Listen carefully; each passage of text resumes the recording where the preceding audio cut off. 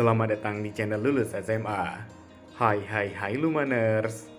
Pemerintah Singapura telah berhasil mengubah Singapura menjadi negara kota metropolitan dalam waktu kurang dari 50 tahun. Banyak yang melihat Singapura sebagai negara maju dan menggiurkan, serta banyak mengatakan tinggal di Singapura itu sangat enak dan nyaman. Tetapi di balik itu ada sisi gelap yang hanya dirasakan oleh kalangan tertentu. Berikut ini alasan-alasan kerugian tinggal di Singapura. Biaya hidup sangat mahal. Secara keseluruhan, biaya hidup di Singapura itu memang sangat tinggi dibandingkan dengan negara-negara Asia lainnya termasuk Indonesia. Bahkan Singapura ini tercatat sebagai kota paling mahal sejagat itu pada tahun 2015 lalu. Berdasarkan data dari Economist Intelligence Unit, biaya makan di Singapura pun relatif mahal Lumaners dibandingkan negara-negara Asia lainnya. Overpopulasi. Populasi Singapura ini mencapai 5,7 juta jiwa. Pemerintah memprediksi populasi negara Singapura itu bisa mencapai 6,9 juta pada tahun 2030. Total luas tanah negara Singapura hanya sekitar 721 km persegi. Nah, ini kepadatan populasinya mencapai 8.274 orang per kilometer persegi. Bayangkan Lumaners, ini harus berdesak-desakan setiap kali berangkat kerja.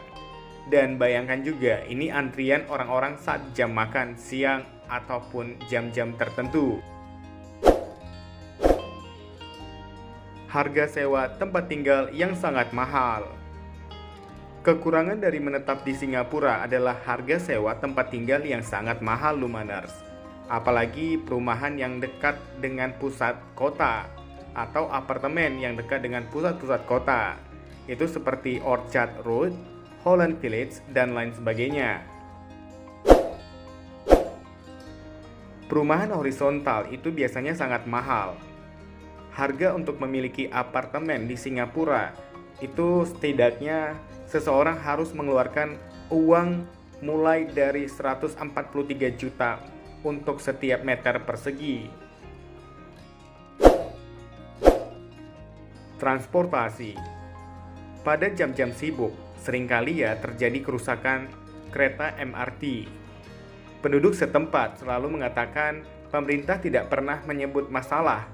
Nah, ini sebagai gangguan. Sebaliknya, ini disebut sebagai kesalahan kereta. Sederhananya Lumaners, jalur MRT itu tidak pernah dibangun untuk mensupport kereta begitu banyak dengan frekuensi 1-2 menit sekali. Alasannya, MRT atau kereta ini harus memiliki frekuensi 1-2 menit karena terlalu banyaknya orang yang menunggu di stasiun. Bayangkan, melihat pemandangan kereta rusak atau MRT rusak atau alat transportasi rusak di Singapura, ini bisa membuat antrian yang banyak dan kerumunan orang-orang. Setelah melihat kerumunan ini, apalagi seharian setelah bekerja keras, pasti akan menambah tingkat stres. Hari tua kurang bahagia atau kurang pensiun.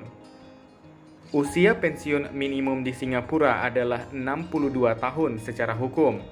Ini berarti perusahaan tidak dapat diminta untuk pensiun sebelum berusia 62 tahun selama menjadi warga negara Singapura atau penduduk permanen. Nah, ini ada pepatah katanya sih untuk para lansia bekerja sampai mati. Para lansia atau lanjut usia di Singapura tetap harus bekerja keras, padahal mereka seharusnya menikmati hasil kerja keras mereka di usia tua. Hal tersebut hanya dirasakan oleh keluarga berpenghasilan rendah Lumaners hingga menengah, yang gajinya sebagian besar digunakan untuk sewa rumah atau tempat tinggal dan tagihan yang mahal. Untuk dapat mencari nafkah di Singapura, seseorang harus bekerja sampai tidak bisa berjalan lagi, Lumaners. Sebagian besar lansia bekerja sebagai pembersih di pusat perbelanjaan atau di tempat makan cepat saji. Beberapa bahkan mengumpulkan kardus di jalanan. Ada juga nih yang menjual tisu.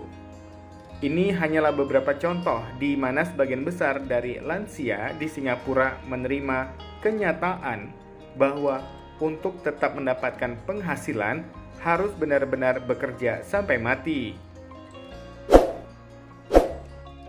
Nah, itu tadi alasan-alasan kerugian tinggal di Singapura. Apakah kalian ingin tinggal di Singapura, Lumaners? Atau kalian ada informasi lainnya? Langsung komen di bawah ya. Terima kasih.